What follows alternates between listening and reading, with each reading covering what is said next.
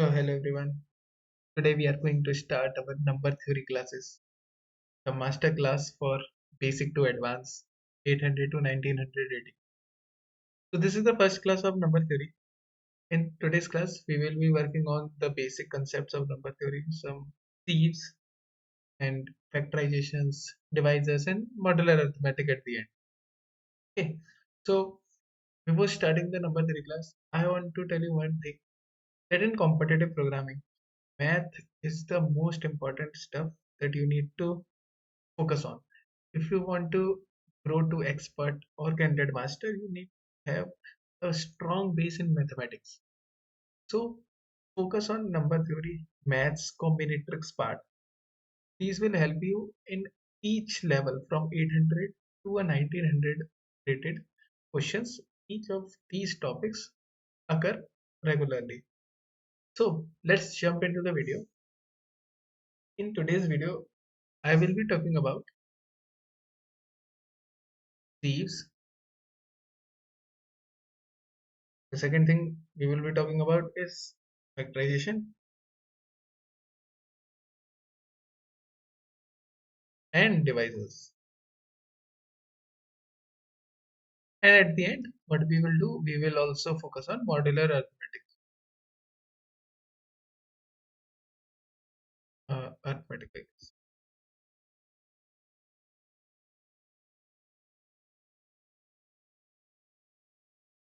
Okay. So we will be focusing on these three topics in today's video. So let's start with the basic. Why sieve and what is sieve? So sieve is a short form of sieve of Eratosthenes. It's an algorithm to find prime numbers in much faster way. Let's see how. Say I am giving you a number x. Okay. I need to find that if x is prime or not. Okay. So you have to return 1 if x is prime and 0 if x is not prime or composite. What is the basic idea of it? How to do check how to check a prime x is prime or not is that we do a primality test by running a for loop from I is equals to 2 up to I into I less than is equals to x and we'll do I plus plus. So we iterate over all the factors of x. We try to brute force it by dividing it with 2, then 3, then 4, 5 and so on. Okay. So we go like this and we check if at any case x modulus I is 0, which means x has a factor which makes it a composite number. Alright, so we just return false in these cases. Else, after the whole complete loop, you can just return true. So, what? Uh, let's come to one more thing. Why we are doing this I into I less than x, and why one single divisor says the x is composite number. If you look clearly, any number, any prime number, have only two divisors.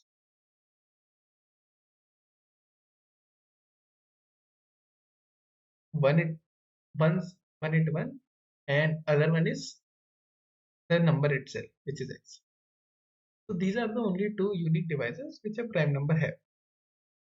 Any number which comes in the range of 2 to x minus 1, if that number divides the particular number, so x modulo any number which is in the range, and if this comes out to be 0, then we can say x is composite.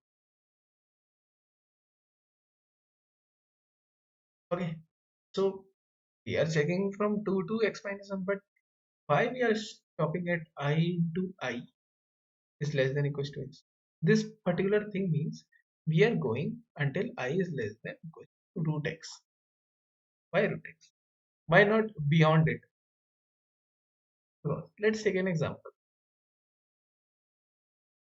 Say 24. Okay. We need to check if it is a prime or not. Or I can take a better example, like let's take an example. In, okay. So we can take an example of 35. Okay. So 35 is a good example. It's a composite number. So how will we do? We will try to check, is 2 a divisor of 35? No, it's not a divisor of 35. Is 3 a divisor of 35? No, it's not a divisor of 35. Is 4 divisor of 35? No.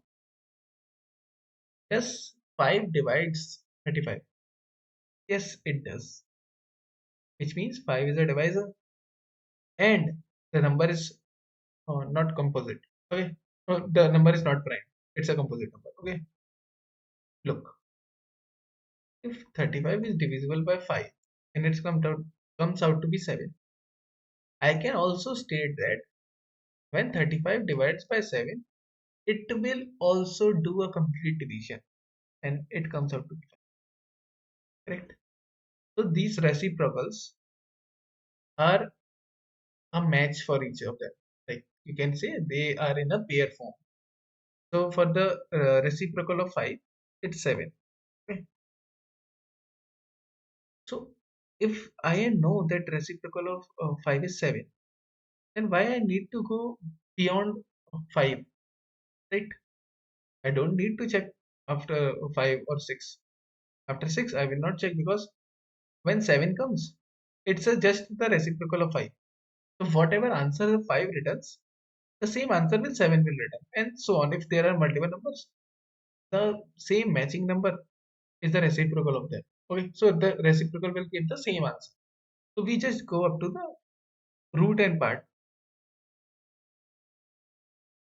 That's why we just iterate up to root n for checking parameters. Okay. So what is the time complexity of this particular thing? Perform primality test of each number. It takes under root of x time complexity. Okay, big of under root x. But I can say that this time complexity will not work if my n is 25. Say there are 25 numbers and each number x is up to 29, or say 26, not 29, 26, 26 or 27. So when x is 26, the root x is 23, and when you multiply 1e5 and 1e3, it will come out to be 1e8, and this time complexity will give you tail. Okay.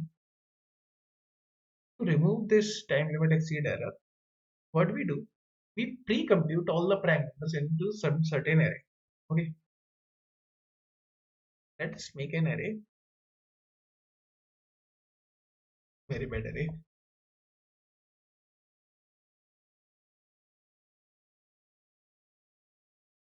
Okay. This is my array, and this,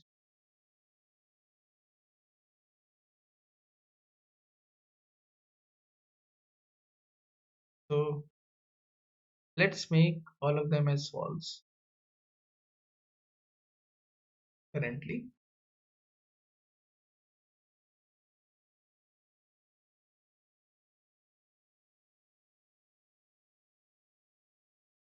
Okay, and the numbers are in the 6, 10, 11, 12, 13, and 18. Okay. Now look, what I'm going to do, please keep your focus here. Okay, so I know what I'm going to do. I will mark true as my prime and false as my composite. Okay, so I filled the wrong. I should fill that with.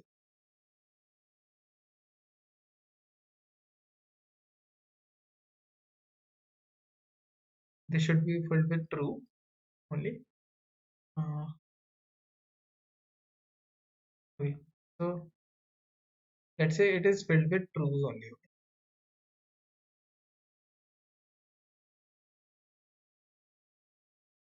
Now what I'm going to do, first I know 0 and 1 are composite numbers, so I will mark them as false. Okay. Now I will start looking every true. Okay. How this thing is true, which means it's a prime. Okay. So 2 is marked as prime. Now every divide, uh, every multiple of 2 can never be a prime. Okay. Why? Because if 2 is prime and any value which is 2x can never be a prime. Okay. Take an example 4, 6, 8, 10, 15, 12, 14, and so on. They are never a prime number. Okay. So I will mark all of them as false. Okay. Now I take 2 and do a jump of 2 to mark 4 false, 6 false, then 8 false, 10 false, 12 false, 14 false, 16 false, and 18 false. Okay. These all are marked as false. Now move your pointer. Okay. So the pointer is moved to here. 3 is also a prime number because it is marked as true. Okay. Now same theory for 3. If 3 is prime, so any number which is in the form of 3x can never be a prime number. So the number which are in the range say, 6, 9, 12, 15, and so on will be marked as false. Okay. So let's mark 6 as false. It's already false. 9, it will become false. Let's mark. So 9 will become false. Then 12 is already false. 15 will become false. Then 18 is already false. Okay. So no problem. Now move your pointer again. Okay. So it comes up to 4. But 4 is marked as false, which means it's a composite number. So I will not take 4. Then it will come to 5. 5 is a prime. Alright. Any number which is divisible of is a multiple of 5, so you can just mark them as 4. So what are the multiples of 5? 10 and 15. So they are already marked as false, so I am not doing it. Again, move your pointer ahead. 6, it's marked as composite. Move your pointer. 7. 7 is marked as true. Okay. So what I'm going to do? I will mark all the multiple of 7 as false. So the multiple of 7 is 14, which is already marked as false. So 7 is my prime number. Move ahead. 8, skip. 9, skip. 10, skip because they are marked as false. 11. 11 is marked as true, so it is my prime number. And all the multiple of 11 will be marked as false. So 22 is not in the array.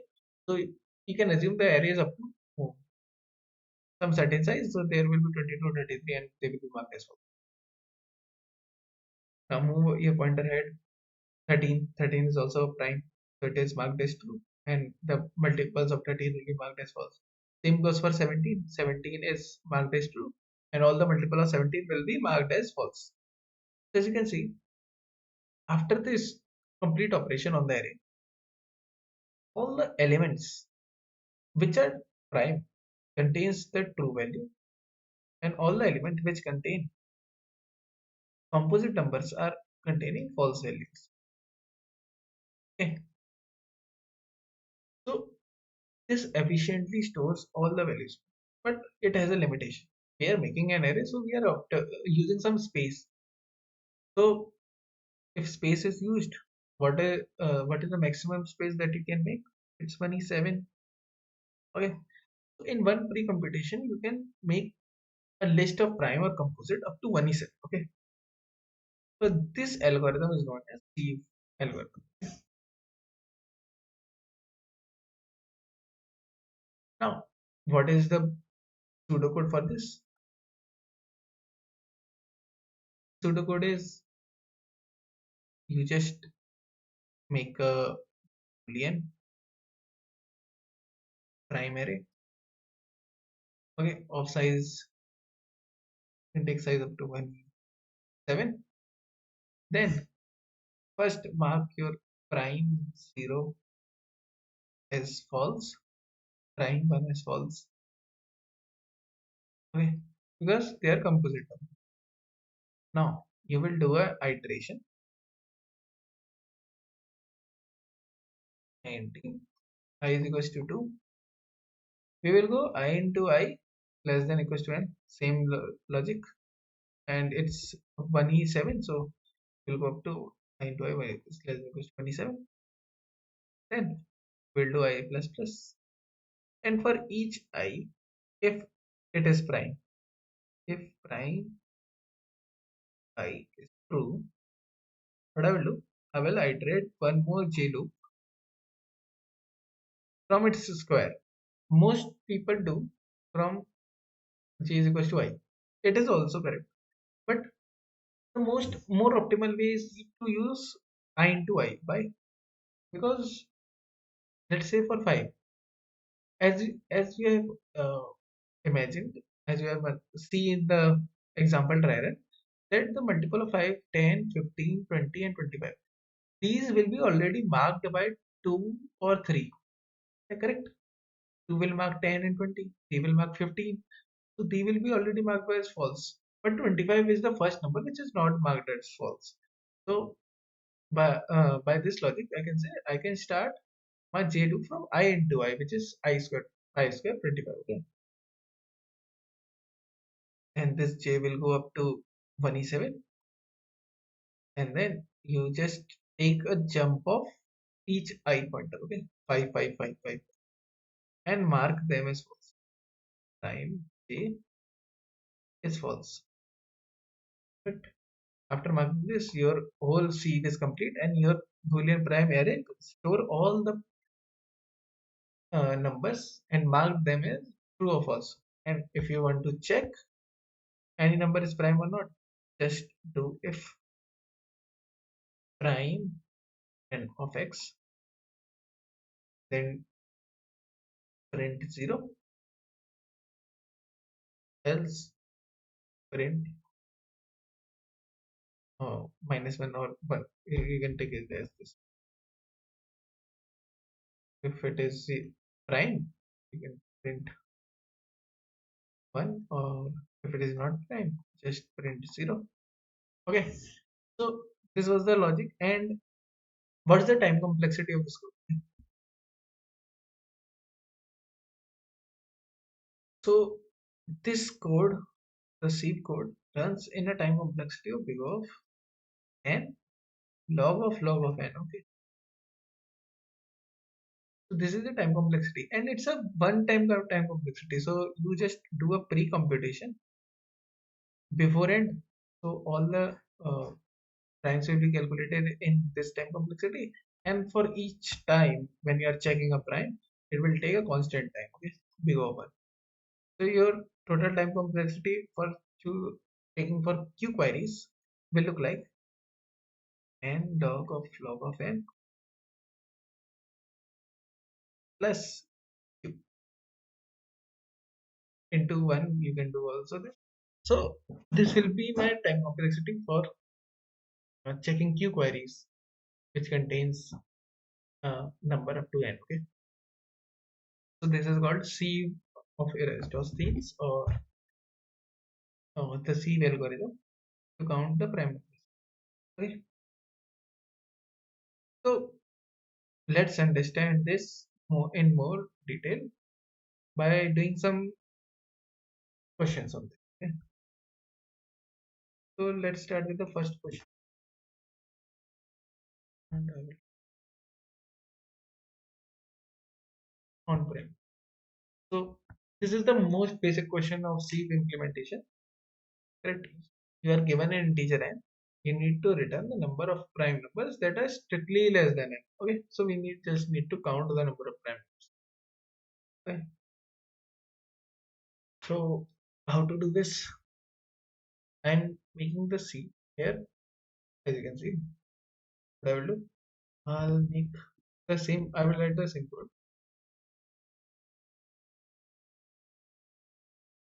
So 4 prime of size up to n. So I'm going now I know that so it's false because uh, so 0 is false because 0 is composite. 1 is also composite, so I will mark 1 also. So now for each iteration, I will go and I equals to I into I is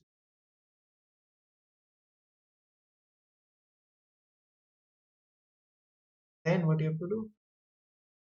You have to check if that particular element is prime or not. If it is prime, I'm going to do I will do the second loop to I into I and G is less than equals to N J plus equals okay. And mark all the multiples of that particular I. Yes. So by this, my whole prime vector contains all the numbers which are prime or composite marked as true or false. Correct. Now I just need to return the count. What I can do, so count equals to 0. Then I will iterate over this 5 is 6 as you can see. So 1 is 7 will work. I will go up to this prime a plus plus. If this particular thing is let's make that size of 50. So I'm going up to n and check if prime I is true.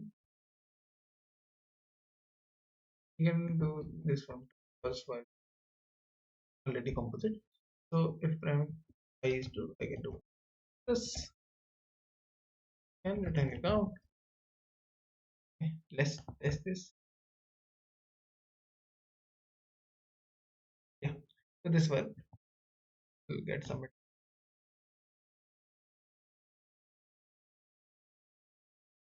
Okay.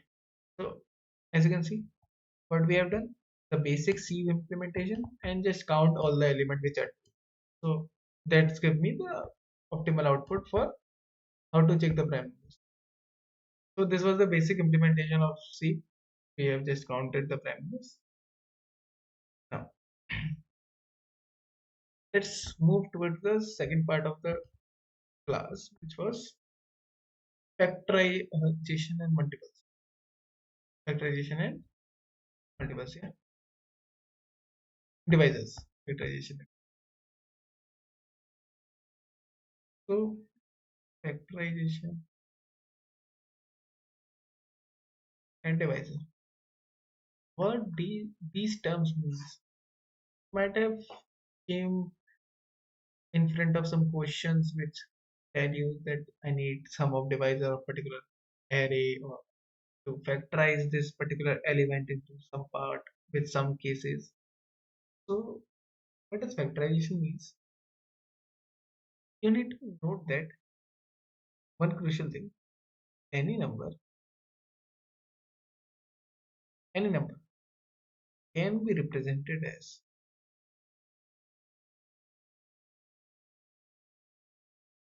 a multiple of unique prime. Now take 24 as an example. I can write 24 as 2 into 2 into 2 into 3. Correct? So the factorization of 2, the 24 will be look like 2 raised to power 3 multiplied with 3 raised to power 1. So I can represent 24 in form of some prime numbers raised to some power. So I can also write something like this. N is equal to p1 raised to power a multiplied p2 raised to power p p3 raised to power c, so on. Okay. So this is my factorization. I will factorize my number into some crucial prime numbers part. Okay. So now what thing comes into the mind is, if we are doing a prime factorization of a number, how can we do this thing? So we will use the same logic of the sieve. Is that like I am in front of 24. I ask 24, is 2 your divisor? 24 will say yes, 2 is my divisor. How many times? So I will divide 24 by 2, then it comes out to 12. 12 by 2 comes out to be 6 by 2 comes out to be 3. Oh, 3 cannot be divisible, cannot divide by 2. So I will stop here. So what I can do here is, while checking if the number is divisible by 2, what I will do, I will do a loop for j I is equal to 2 and go up to same point, I into I is less than I plus. Now check if, or you can say while the number divisible by 2, you can make, you don't need to do operation test your number. We don't do operation on number, okay, because to it makes the data dirty. So just make a temporary variable and then do the operation on while m is divisible by, make m, not don't make m outside somewhere where m is equals to n, and check if m divisible by I true. If this is true, just increase your count for that particular index and make your m divide is equals to by I. Okay, this will go like 24 by 2 and 12 by 2 and then 6 by 2. Correct. Then you can store these values anywhere. Like you can just store I comma 2 or I comma count like this. I comma count. Okay. So you can make a multiple pairs I plus 1 comma count 2. So you can store multiple pairs and you can represent your number and in this form into a vector. Okay. So in this way you can just factorize a number. Okay. So this work in big O of under root n time complex, which is good for our code if we need to factorize for an n number. Okay. And let's talk about divisors also. Then we will move towards the next question. The divisors.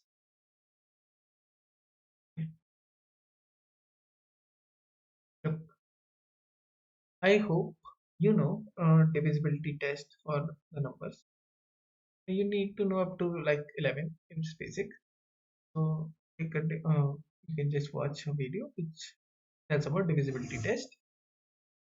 Now, coming to the divisors part, say x is divisor of n. What does this mean? It means when divide n by x, it will give you a integer value y. And y is not a decimal value, okay? Or in the pyq form. It's just integer value which has a denominator as well. Okay. So if I say x is a divisor of n, and when we divides, output is y. Then I can also say one thing, that y is also a divisor of n. By same reciprocal rule, you can just replace it with the x and divide by y will give you x. Okay, so y is also a divisor of n. So if I'm trying to find all the divisors of a number, say, let's take a good number, 72. So 1 is divisor of 72. So 1 is x. And what is the reciprocal of 1? You can do 72 only. So this means if n divided by I is true, then one divisor is I and the second divisor is n by I only. Okay. Second part. 2 is the divisor of 72. And what is the reciprocal part of this? 36. 3 is the divisor of 72. What is the reciprocal part of 3? 24, I guess. 34. 4 is the divisor of 2. Oh, the 72. Then you do a reciprocal part. 4, 13, 18. So 18 will come out to. Now 5 is not, but 6 is the divisor of 72. So 6 and its reciprocal part is 12. Then 7 is not. 8 is the divisor of 72. So its reciprocal part is 9. Then you don't need to do anymore. Why? Why I'm not doing any more operations? Why I just stopped at 9? Because of that reciprocal part. As you can see, if I move to again 9, the reciprocal part is 8. Then the 12, reciprocal part is 6, which I have already calculated now before. So it's not needed to calculate these things. So we just stopped at 9. And what is 9 or 8? This particular thing. We have stopped at 9 or 8. Second, what is this particular thing? Just under root of 72. Comes out to something 8.5 or something. Okay. So under root 72 is 8.5. So I can just say plus 8 square is 64 and 9 square is 81. So it's computing is 8.5 something. So in under root n, I calculated all the divisors of all the divisors particular number n. Now, if you are asked for multiplication of divisor, sum of divisor, or anything which you need to operate on, you can just directly operate on these values and just uh, perform any action or solve your problem. Correct. Now let's move towards some good problems. Yes. So this is our problem t primes. Okay. So in this problem that we are given with, we know that prime numbers are positive integers that have exactly two distinct positive divisors. Okay. Similarly, we can call a positive integer t prime if t has exactly three distinct positive divisors. Three distinct positive divisors. You are given with an array of n positive divisors. For each of them, determine whether t is prime or not.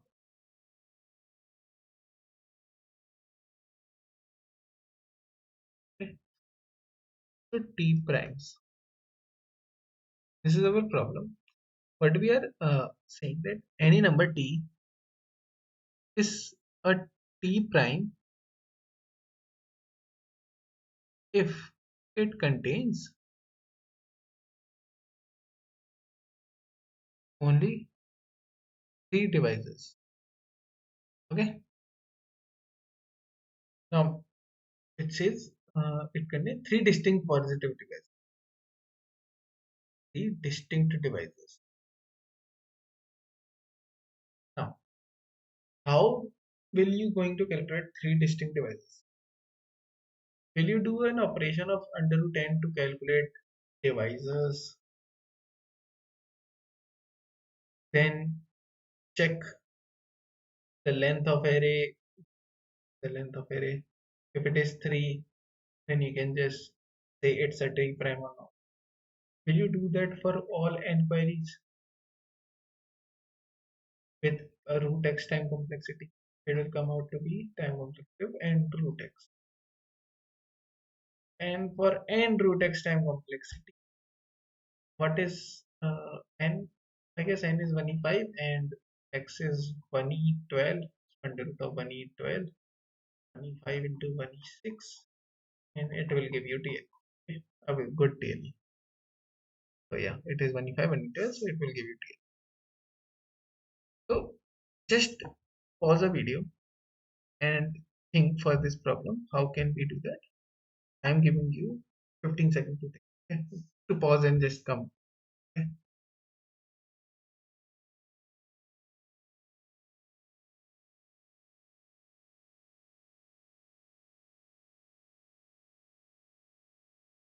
Okay. I think you might have solved this problem now. If you are not able to solve, just look at what I'm going. First, I need to check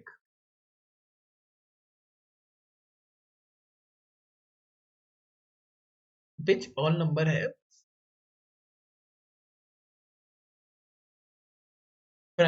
three prime divisors or three distinct divisors.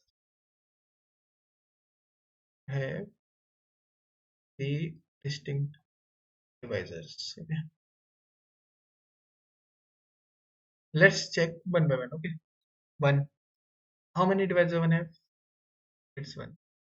Two. How many divisors two have? It's one and two. Three. How many divisors three have? One, three. Four. How many divisors? One, two, four. Five. How many divisors? One, five. Six. How many divisors? One, two, six. Seven. One, seven. Eight. One, two, four, and eight. Nine. One, three, nine. 10. One, two, five, 10. 11. One and 11. 12. One, two, three, six, 12. 13. 1, 13, 11, 13, and 14. 1, 2, 7, and 14. 15. 1, 1, 3, 5, and 15. 16. 1, 4, 2, 2, 4, 8, 16. Okay, and so on. And this will move up to some particular point which is x is equals to 1 to 12. Okay, how will you find it? Now just look at this. I will discard all these numbers because they don't have three prime numbers, three prime divisors, but then they don't have. There's three prime divisors. Discard this, all of them. Okay, so only two numbers left, 4 and 9. One is not here. If one was here, I can just predict that the next number will be 16 in the square forms. Okay, but one is not here. Understood. So this is square of 2. This is square of 3. Let's check for multiple squares. Okay? For 4 square, answer was 16. But it doesn't contain all three prime numbers. So I add in 16. 5 square contains 25, and it has three distinct prime numbers, 1, 5, and 25. So yes. 6 doesn't contain which means 36. 36 doesn't contain number of prime numbers, number of divisors which are 3. So 1, 2, 3, 4. As you can see, it's just greater than 4, 6. Say it is not possible. 10 is not below 12. 13, 14, 15. And so it doesn't contain three distinct prime divisors. 7 square contain 49. So 49 do contain three distinct prime divisors. Is 1, 7, and 49.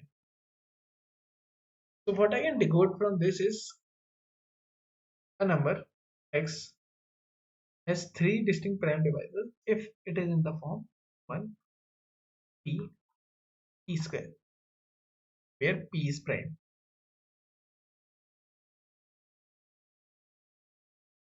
Or I can rewrite it as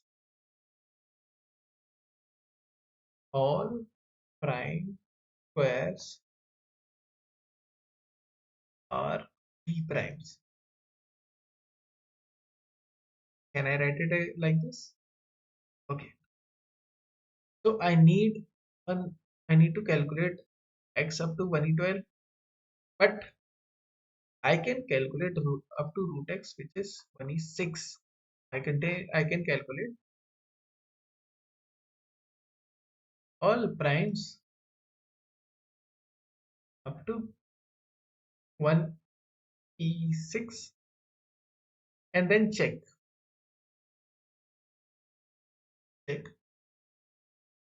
if a number x is coming, then root x is prime or not. Okay, so I can just do this. If root x is prime, then I can return true. False, or you can just print whatever it is asking. But it's asking yes or no. Okay, so you can just print yes or no. Now, so this is the logic for this. Okay, only this is the logic. But now I will encourage you to try this on your own because you can find the answer anywhere. But trying on your own will help you. I can just write a pseudocode for you. You can just do same pre-computation of C, correct? Do a pre-computation of C, calculate all the prime numbers. Now, after this pre-computation part, take your test cases as input, okay? T as input,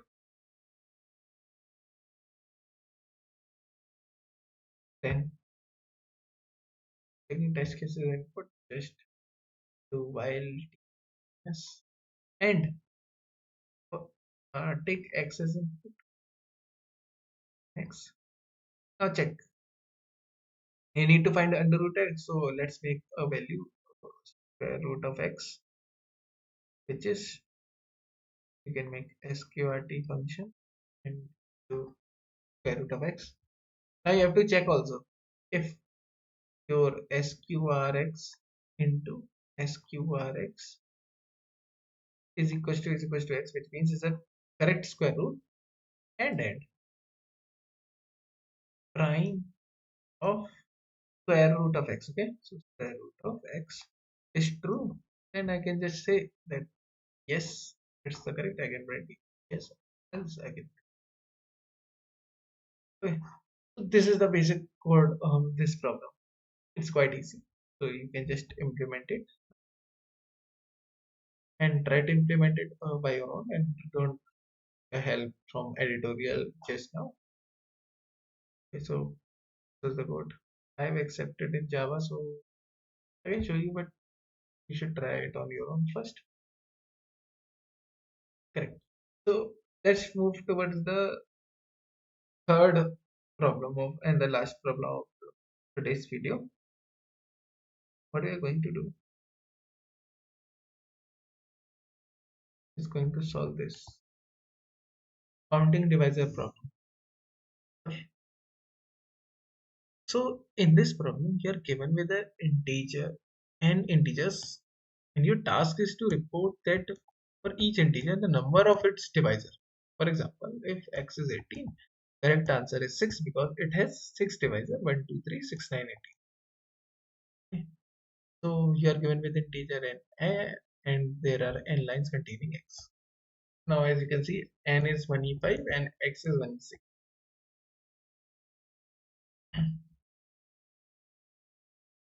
So question is counting divisors. Before starting the question, I am giving you 15 seconds again. Try to solve it on your own. I am waiting here. Pause the video. First, solve it. Try to put at least 15 to 20 minutes in this problem of pure thinking, not coding, pure thinking. What you can do. If you get an idea in 5 minutes, then it's also okay. you get an idea in 20 minutes, that's also okay. But think on your own and try to make some calculations, some ideas, what can work in this scenario. Then we will going to talk about how can we solve this.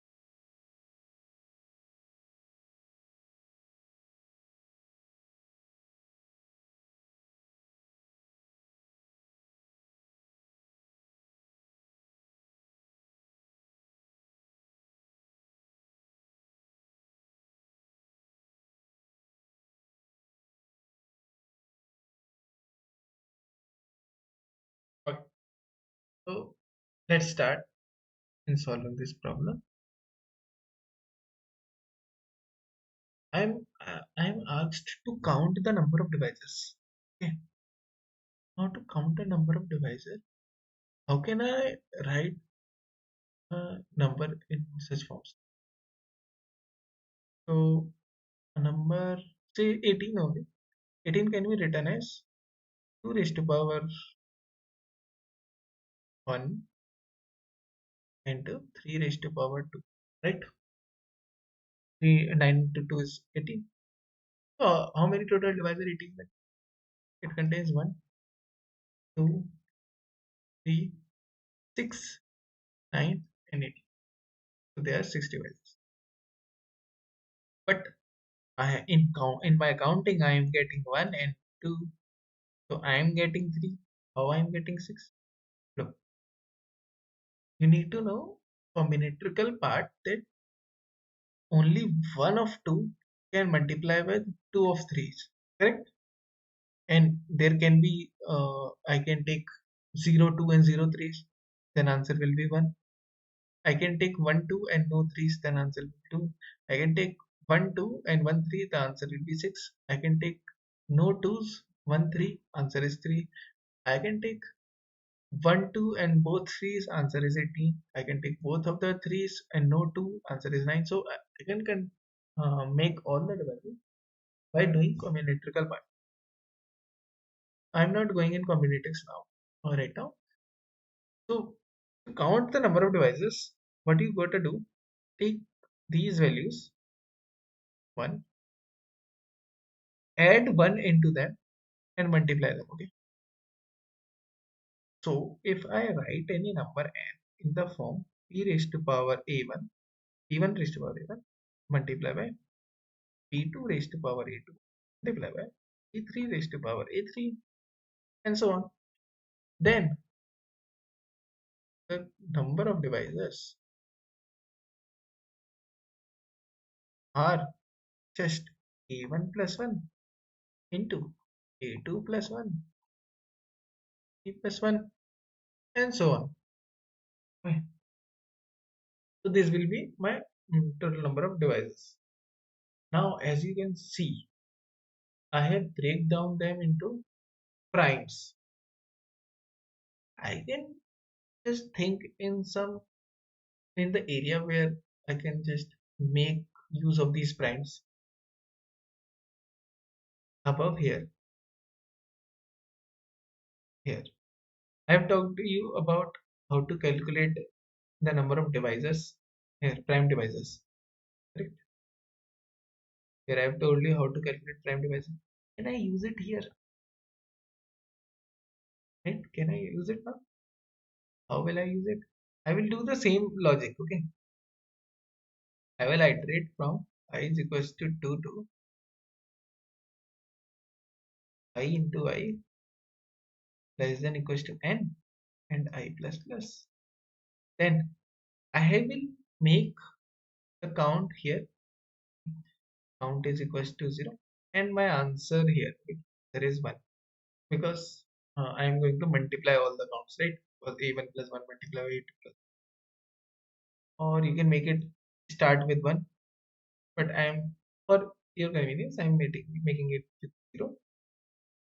Then just do while your number, temporary number, modulus with I comes out to be 0, just increase your count and divide that number. Okay. After that, I will get something like 2 raised to power x. Then x is my count. Now I am adding 1. So increase your count by 1. And I'm talking about this thing only, that rather than doing count plus here, just put 1 here. Okay, it's the same logic. And after doing this operation, just multiply your answer with that particular count. Correct? So using this idea, you can get all the count of the devices which a particular n have, and this will work in root n time complexity, root x time complexity. So the code is good. It will work in n into root x, but it's not good for CSES. Why? Because n is 25 and x is 26. The same problem which we have talked about. Yes, n is 25 and x is 26. Now this code uh, is good, but how can calculate it? Do I need to do this operation again and again, dividing and counting? Or what I can do is I will make a smallest prime factor array. Like for say 18, the smallest prime factor comes out to be 2. Okay. So I will make a SPF of 18 gives me 2. Correct. SPF of 18 gives me 2. Now I just need to divide 18 by 2. 18 divided by 2 comes out to be 9. Now 9 is not divisible by 2. Then I will check SPF of 9 is 3. Okay. Current count is 1. SPF of 9 is 3. Now I will do 9 divided by 3. 3 divided by 3. 1. So count is 2. Okay. Now SPF of 1, you can say it's nothing. I can take it as breakpoint. So I will write it as 1 and break out. Okay. Now I can just multiply these things by 1 plus 1 by 2 plus 1. Correct. So you will ask me, you are doing the same thing. No, by making this SPF array, what I've optimized is that I'm not going to iterate on all the numbers now. I'm not going to iterate and check if the what is the first divisible part of that number. Okay, I will make the array like we were doing now for I is equals to 2, say where I into y less than equals to n and so on. So we will skip this part and we will replace it with while your m is greater than 1. Okay, so because we are breaking at one part, SP of 1 is 1, so we will break it here. So this will be my part, and then I will do just division operation. Now as you can see, the array is filled with 11, 12, 13. So currently array will be filled with the same particular you know elements as indexes. Indexes as my elements. Now I know SPF of smallest prime factor of 1 is 1, smallest prime factor of 2 is 2. Smallest prime factor of 2 is 2. Okay. If 2 is the smallest prime factor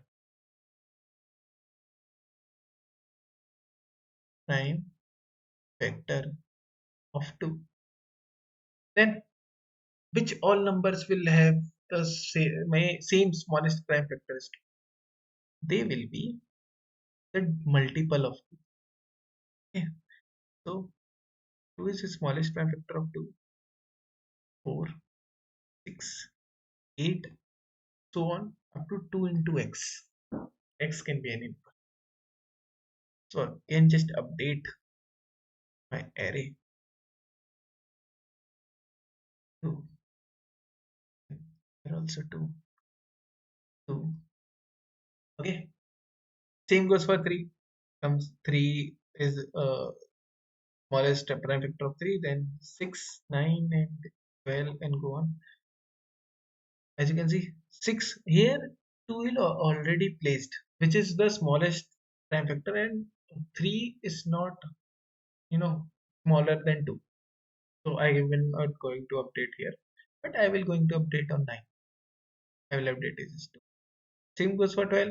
2 is already placed, so I cannot update it here, and 15 is not in the array, but it will go on. Same goes for 5. The multiple is 10, but 2 is already placed. 7, the multiple is 10, and so the array will look like this now after all the operations.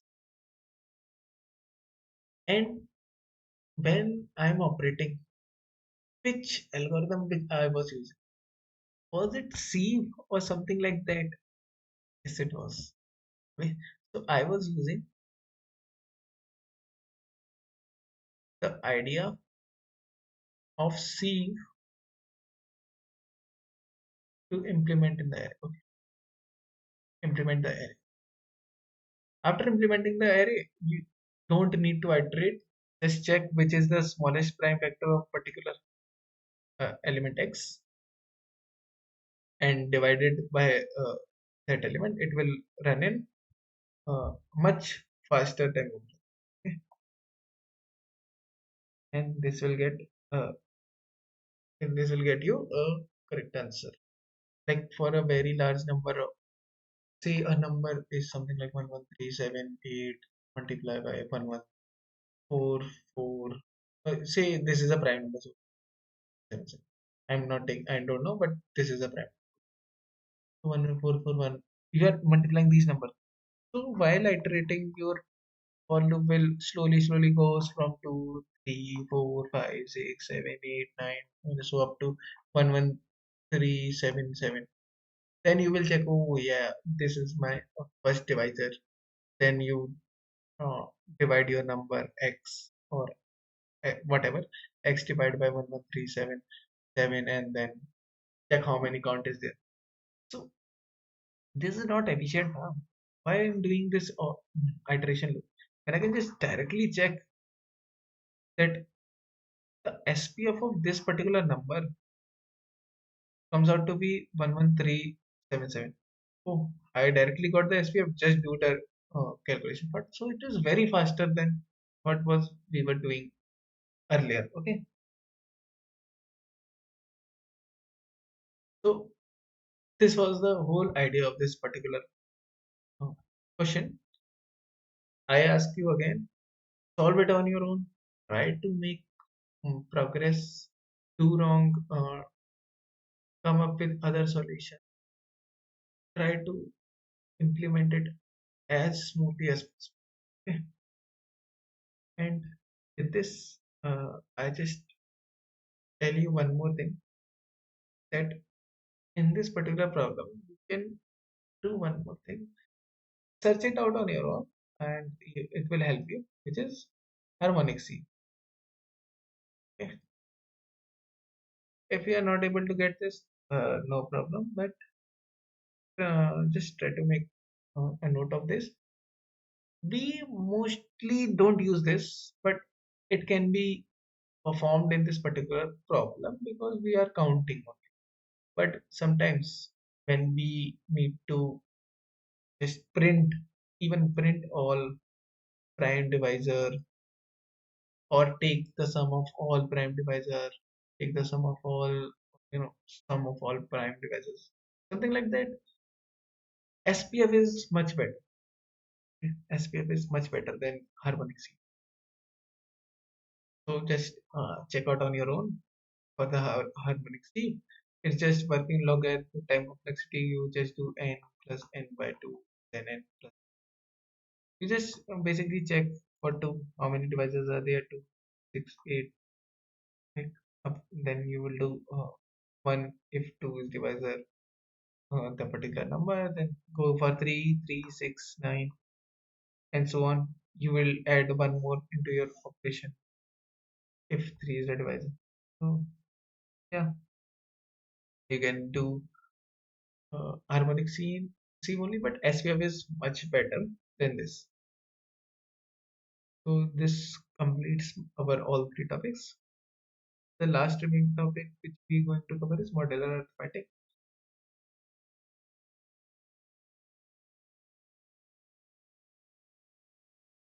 Now, in modular arithmetic, I'm going to write only four formulas which you should use in your daily coding practice. When if you get something like in the last, you get something like 2 mod with 1e9 plus 7 or z9 9 8 2 4 4 3 5 3. Okay. When you are asked to do modulus with these two values sometimes, so whenever whenever you are doing these four operations, always try to do a modular, always try to do mod. First is a plus b, second is a minus b, third is a multiplied by b, and fourth is a divided by b. So I am writing the formula. Take a note, or maybe you know about this, so you can skip to the homework part. And if you don't know about this, just be with me. So when I am doing a plus b, I need to know that it might be possible that both of a and b are very large number, and it will get me a overflow. And if I get a overflow, I might encounter a wrong answer. Okay, so you will be surprised that my logic is correct for a plus b only. How I am getting a wrong answer? So the logic is you need to do a modulus. And every time, not a single step should be missed. Like if you are doing a loop and you are just doing some plus is equals to x or some plus is equals to it, you need to do modular mod with that 1e9 or 1998 something part every single time. So you will write sum is equals to bracket this thing a modulo mod plus b modulo mod complete modulo mod. Okay. So if you are doing sum plus x, so you will do sum modulo mod plus x modulo mod, and then assign it to the sum. Okay. Coming to a minus b part, it's a modulo mod plus b modulo mod, and then because we are doing subtraction, we will always add a mod, then do a modulo. This is necessary so that because your modulus is never negative, so if b is greater than a, then it will convert into a positive value. A multiplied by b. It is same as addition to a modulo mod multiplied by b modulo mod and complete modulo. But for a divided by b, it's a little different.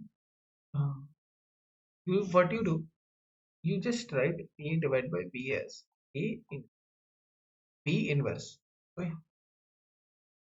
Now, mm, if you have heard about formats, uh, we write b inverse b inverse some. Sorry. So b inverse when modulo with some mod value, I can write it as b raised to power mod minus 2. And if I'm doing a modulus with mod of inverse value, I can write it as something like this. Okay. So this was Fermat theorem. For a divided by b, you can just write it as a modulo mod multiply by power of, which I'm using for exponentials, for b comma mod minus 2, then do a modulo mod of this and complete modulo. So these are the four formulas for modular arithmetic when you are encountered with some mod values, and when you are doing all these four arithmetic operations, always try to write it like this. It's much beneficial. Correct? So this was complete of first lecture. And I hope you have enjoyed this lecture and might get something valuable from it. And we'll keep continuing on the next lecture, which we will upload, and focus on number theory, mathematics, or combinatorics part because it will help you in your CP journey a lot.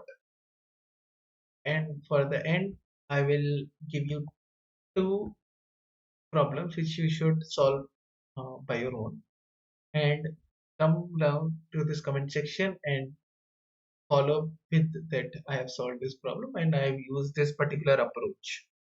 Okay, then I will read that approach and I will tell you if it is correct, is there any optimization possible? Or if it is not correct, you are not able to form the approach, then also come down to the comment section, write that approach. I will help you in that also. So the first problem is 2521 of lead code, which is distinct prime vectors of product of array. This is an easy problem. The second problem will be 1390, which is 4 divisors. Okay, so try to solve both of the problems by yourself and comment down whatever approach you have made.